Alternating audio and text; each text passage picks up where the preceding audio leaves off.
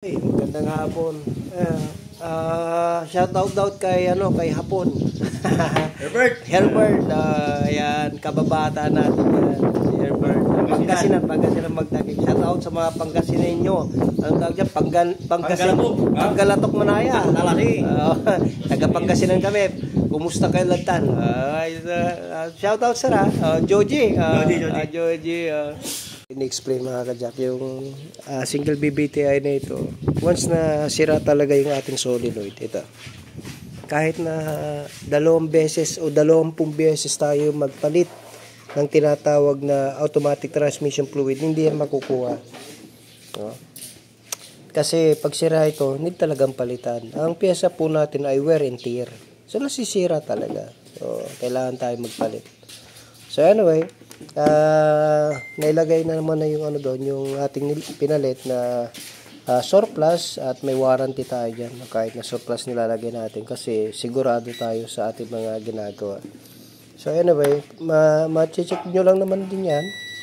Bukod sa ohms ay continuity, malalaman nyo kung sira ang inyong mga solenoid.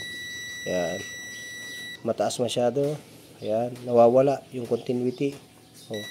Minsan meron. Ito naman totally wala na. Ayan. Totally wala ng continuity. Kita nyo. 99, 98. So sira na talaga to. Ito naman pasira pa lang. Pero wala. Ayan. Nawawala yung continuity. 300. Kita nyo mga kajak. Nawala yung continuity.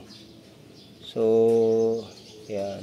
Talagang sira na talaga yan. Ayan. Sira na rin. Pareha silang sira. Kaya mga kajak, pagka sira ang ating mga solenoid, nagkakaramdam tayo. Ano mararamdaman natin? Mararamdaman natin na parang slide. No? Biglang hindi pumapasok yung ating tinatawag na shifting sa ating automatic transmission. Ano pa? Delay. Ano pa? Hindi agad nagpo-forward. So mahina ang hatak, kasama yan, mga solenoid. So ang solenoid ng Vios ay 5. Meron torque converter solenoid, pressure control solenoid, ayan, A at saka B, at saka temperature. So marami, iba-iba. Ayan, mga kajak, malinis yung oil, yung kanyang filter. Ayan ang mga solenoid natin. Ayan ang A at saka B. Pagka doon sa ilalim, torque converter, magkakasama yan. So may mga sensor. Ayan. So madali na ma-check yan. Basta pamilyar na tayo. Itong mga BIOS na ito, pamilyar na tayo dito. Ito yung magnet niya naman. Nakalagay sa oil pan. Okay. Linis ng sasakyan ni sir. 2016 model pero nami-maintain niya na maayos, malinis. So sa check natin, okay naman yung kanyang shock mounting. Ayan, kita niyo. Hindi naman nakanganga. So okay, good. Pagka mag-check kayo ng inyong mga shock, hugain nyo lang kung mabounce na, malambot na yan. Okay pa to. Tigas pa. So, sa model na to, 2016, ayos, maalaga yung may-ari. Okay, so yun lamang, update ko lang kayo mga kajak, kahit anong gawin natin dyan sa pagpapalit ng transmission fluid, subukan natin linisan yung solenoid, wala mangyayari. Sa dami na namin ginawang ganyan, makikita nyo sa page namin, napakarami na namin ginawang ganyan. Shift solenoid, circuit A, B, magkakasama yan mga kajak. So meron pang torque converter solenoid. Kaya kung yung lumabas sa scanner, syempre yun ang tutumbukin natin agad. Okay? So ito naman. So itong solenoid natin ay merong coil yan. Kung babasagin mo itong plastic na ito, may maninipis na wire dyan. Maninipis na wire. Tapos may bulitas yan sa loob. Ayan. Pag inaalog. Ayan. So, yan ang nagbubukas, nagsasara yung mga bulitas na yan. So, pipitik yan. Kaya, ngayon, sasabihin ng transmission natin sa ating ECU, ibabato niya dyan na magbubukas siya pag nilagay sa drive, no? Pero pag may hindi na bumubukas, kaya delay na siya kasi napupersa niya na yung pagpasok ng fluid. So hindi na solid yung bigay ng fluid, lalabas yan ng fluid kaya may filter. So anyway, yan ang explanation ko sa mga solenoid na yan. Napakahalaga ng role ng mga solenoid nito, kaya ang pinakamahalaga ay linisin natin maigi o tama maintenance ng ating tinatawag na transmission fluid.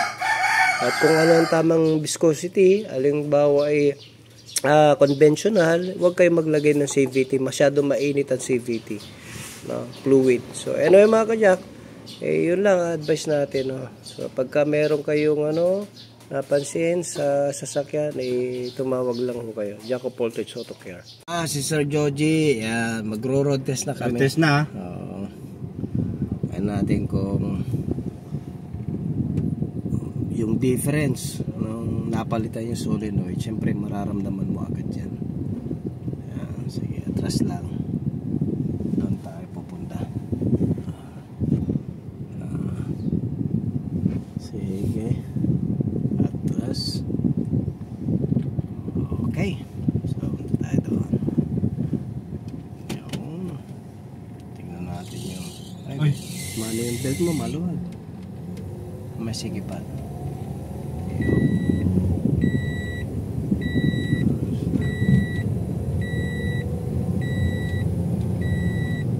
May shift na siya, no? Oo, may eco mode na, lumalabas na eco mode.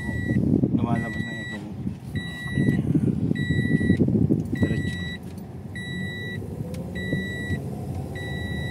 May ship na agad yan. 100% yan. Oops, humps. Kaliwa. Kaliwa.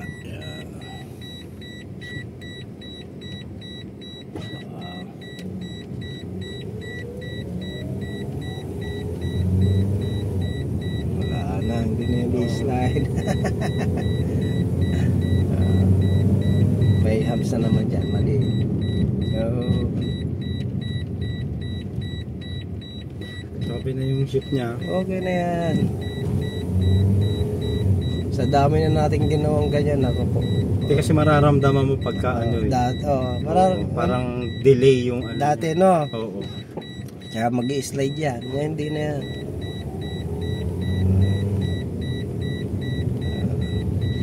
Ayos. Ayos na, diretso. Swabe.